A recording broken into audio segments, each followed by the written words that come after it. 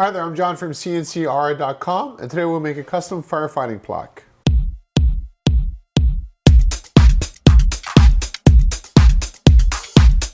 Now what you see here is a finished plaque as far as I'm concerned for my end of the job, and my customer will be finishing up this plaque at their end.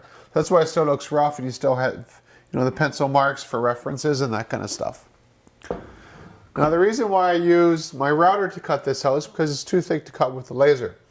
And the reason why I laser engraved the inside parts here is because the details are too fine for the router. So this is why having a router and a laser is really nice, because you could use the advantage of one that the other ones don't have. The other nice thing about a laser is that it can actually burn and create charcoal on the wood, while the router has a two-way feedback system, so it always knows what depth it's actually engraving or carving out at. Now you'll notice during the production of this firefighting plaque that I'm actually using two different CNC machines. The first one is, as you see here, is a CNC router.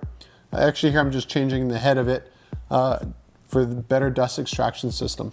So what's happening is I'm using the router to flatten both sides of the board that was laminated by the customer.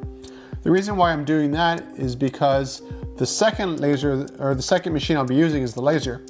And unlike the router, the laser cares about material densities. It also cares about material height because it's based on the focal distance. So let's say I just threw this board right on the laser and did the work, which I could have done. In this case here, is actually off by maybe 1/8 of an inch, which is almost nothing, but to me, if I'm going to do something, I'll do it right. And in this case here, I just decided, let's just flatten both sides of it, make it totally flat and parallel. And by default, by doing that, I should clean up the whole board as well of any sort of defects, meaning some pieces of glue or whatever that could possibly be on there that will affect the laser power going into the wood. So if you notice with the router, it's going back and forth, and that's how you flatten stuff. You have a flattening bit, and it just sort of goes through everything and removes all the material. Now the reason why this is important is because, again, the laser is very finicky regarding what it actually engraves. If there's something in the way of that beam, the laser doesn't know, and it's got no way of sort of pushing stuff through like a router would with a bit. So because of that, let's say I had a piece of glue, dried glue on the board, and I was doing laser engraving into it. Well, that means wherever that dried piece of glue is, the laser would actually go less deep or more shallow than anywhere else on the board. And the reason for that is because now you've created something that creates more challenges for the laser to go through. You've created something a little bit more difficult. Now with the router, of course, you have a spinning bit. It doesn't matter, it'll just chew right through it. The other reason why I use the router for this is because the shape is not square or rectangular. It's actually a special shape that firefighters use. And because of that, it's kind of hard to do with power tools. And it's just easier to boot up the router, flatten both sides, make the shape that you need, then throw it on the laser and let the laser do its magic, as you see here. Now, of course, it does look a little bit rough all around, and that's fine because the customer is the one who's finishing it. If it was for me to do all the finishing, it would cost a lot more for the customer. But again, like for them, this is what they wanted, this is what I made. The only issue that you sort of see is all the way around. You see that little hole, or that, that trowel, I guess, and that's where they're going to do the epoxy work. So the issue with that is epoxy is a lot harder than wood. And the problem with that is that when you're sanding it, the customer will be doing this, of course. So after the customer fills it with epoxy, wherever the epoxy needs to go, it's kind of challenging to sand it properly because the epoxy is so much harder. You end up actually sanding more wood around the epoxy than the epoxy. So that's the challenge there that they're gonna have to contend with. But because they told me they're using epoxy, I knew that ahead of time.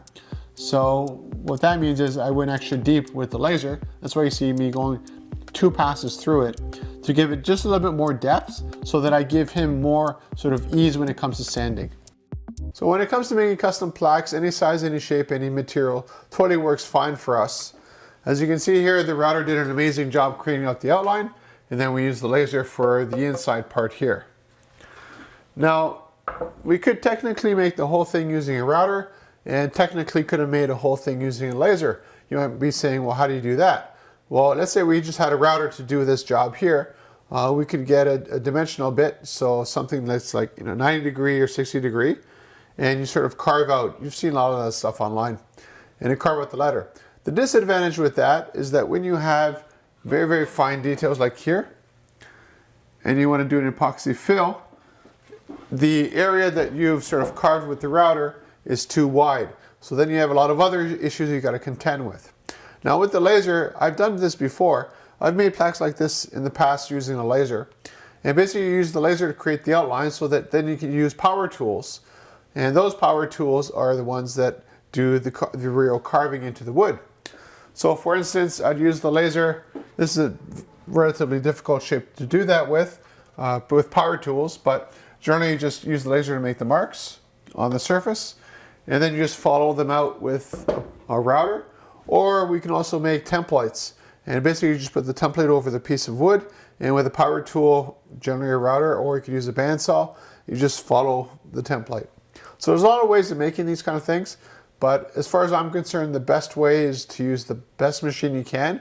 So the router to carve out all the wood, the laser to do the engraving, and then you pass it over to the customer and let them do all the epoxy and the finishing, which is a tremendous amount of work. So if you're looking for custom plaques, whether we just do the initial part and you finish up the rest, or doing the whole thing, contact me at CNCKing.com. We can do it for you and ship it right to your door.